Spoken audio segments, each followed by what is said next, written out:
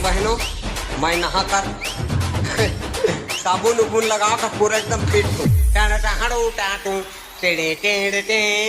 मैं तालाब के सामने हूँ भाई साहब और नहा रहा हूँ। माँ कसम बजरंग बली हवा हवा रही। शक है क्या?